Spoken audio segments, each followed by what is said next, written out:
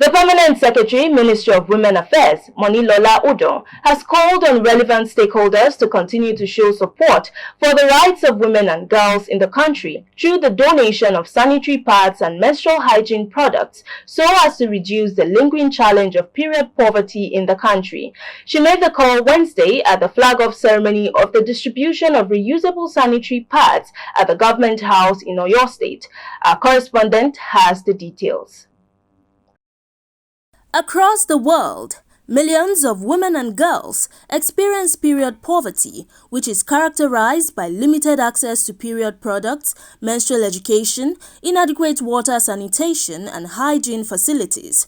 According to a 2018 World Bank report, at least 500 million women worldwide lack adequate access to menstrual hygiene products.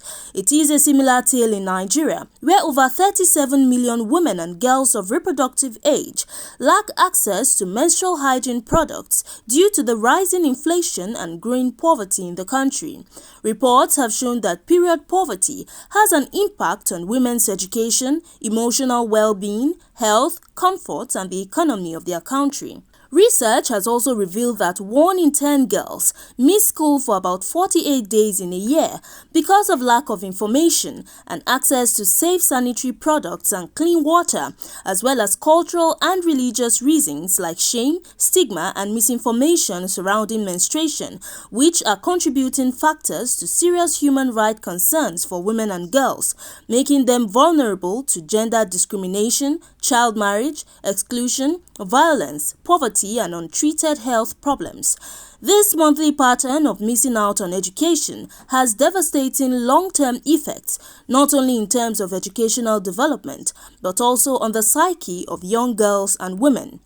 In a bid to address these challenges in the country, the wife of Oyo State Governor Tamunomini Makinde on Wednesday distributed reusable sanitary pads to 100 female secondary school students in the state. Speaking at the flag-off ceremony, the Permanent Secretary, Ministry of Women Affairs, Monilola Udon, decried the poor hygiene management in the country, characterized by a lack of adequate facilities and guidance in schools and communities, which she noted has contributed greatly to absenteeism and low retention of girls in schools, especially in rural communities. She noted that while the ministry has put in a number of measures to address the prevailing challenge, more needs to be done to reduce period poverty in the country.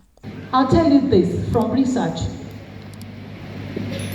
It shows that girls are actually more brilliant than boys. It's true.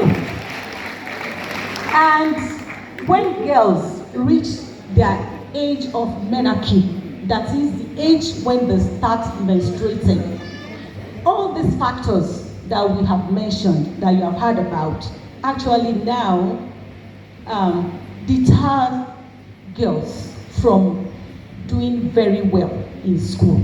Some girls will not go to school for 5 days because they are menstruating, and for reasons that we have given. Some don't have access to sanitary pads to use, so they just stay in their bathroom or at home, cleaning it with newspapers or whatever it is they can lay their hands on. Earlier, the Oyo State First Lady called on young girls to adopt good menstrual hygiene practices and charged them to break stereotypes surrounding menstruation in the country. Your menstrual hygiene matters because it directly impacts your well-being, education, and self-confidence.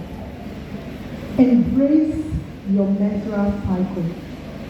Educate yourself and break the silence surrounding menstruation by talking to a trusted guardian or teacher.